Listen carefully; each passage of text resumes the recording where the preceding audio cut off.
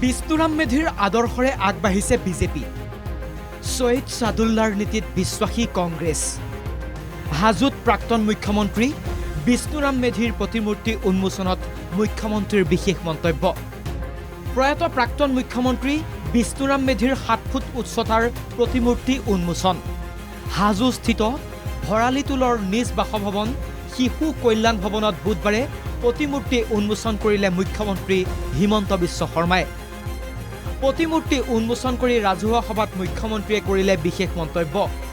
পমুৱা মুছলমানৰ বিৰুদ্ধে থিয় দিছিল বিষ্ণুৰাম মেধিয়ে। বিষ্ণুৰাম মেধিয়ে বৰপেটাত উচ্ছেদ কৰিছিল বহু বেদখলকাৰীক। ভাষণ প্ৰসংগত কংগ্ৰেছক টাৰ্গেট কৰি হিমন্ত বিশ্বৰ মন্তব্য। বিদেশীৰ বিৰুদ্ধে মাত মতাৰ বাবেই কংগ্ৰেছে তেওঁক স্বীকৃতি নিদিয়ে। যে অসমৰ চৰকাৰসমূহে বিষ্ণুৰাম মেধিৰ জীৱনৰ ওপৰত যি ধৰণে ন্যায় কৰিব লাগিছিল সেই ন্যায় কৰাত ব্যৰ্থ হৈছে। মুখ্যমন্ত্ৰীৰ মন্তব্য, বিষ্ণুৰাম মেধি আৰু 10 বছৰ থাকিলে অবৈধ বিদেশীৰ সমস্যা সৃষ্টি নহল হয়। বহুতো সমসাময়িক বুৰঞ্জীবিদে অনুভৱ কৰে যে বিষ্ণুৰাম মেধি যদি আৰু 10 বছৰৰ কাৰণে অসমৰ মুখ্যমন্ত্ৰী হৈ থাকিলহেঁতেন অসমে বিদেশী নাগৰিকৰ সমস্যাৰ সন্মুখীনেই হ'বলগীয়া নহ'লহেঁতেন। তেনে এগৰাকী মহান ব্যক্তিৰ জীৱনৰ বিষয়ে আলাপ আলোচনা হ'ব লাগে। কংগ্ৰেছক আক্ৰমণৰ লক্ষ্য কৰি হিমন্ত বিশ্বই পুনৰ ক'লে, বিজেপিয়ে গোপীনাথ বৰদলৈ আৰু বিষ্ণুৰাম মেধিৰ দৰে কথা কয়, কংগ্ৰেছে সাদুল্লাৰ দৰে কথা কয়।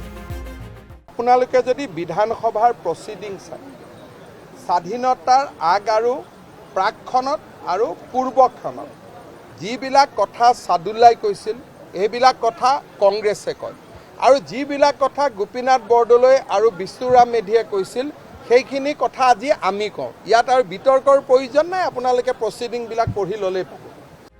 হাজোৰ ৰাজহুৱা সভাত মুখ্যমন্ত্ৰীৰ ঘোষণা, মই বিষ্ণুৰাম মেধিৰ দৰে সম্পত্তি দান দি থৈ যাম।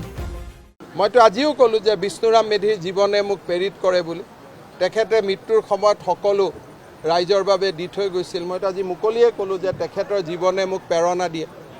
এতিয়া ভূপেন বৰাক প্ৰেৰণা দিয়ে নে নিদিয়ে? ৰকিবুল হুছেইনক প্ৰেৰণা দিয়ে নে নিদিয়ে? অখিল গগৈক প্ৰেৰণা দিয়ে নে নিদিয়ে? সেইটো তেওঁলোকে চাওক।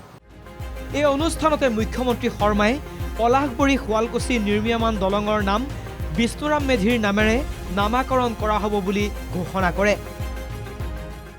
আমাৰ যিখন পলাশবাৰী শুৱালকুছিত আমাৰ ব্ৰিজ নিৰ্মাণ হৈ আছে, গোপীনাথ বৰদলৈ নামত বিমানবন্দৰ হৈছে, এই ব্ৰিজখন আমি বিষ্ণুৰাম মেধিৰ নামত উৎসৰ্গা কৰিম। উল্লেখযোগ্য যে এই অনুষ্ঠানত মুখ্যমন্ত্ৰী হিমন্ত বিশ্ব শৰ্মাই লৌহ মানৱ শীৰ্ষক এখন গ্ৰন্থও উন্মোচন কৰে।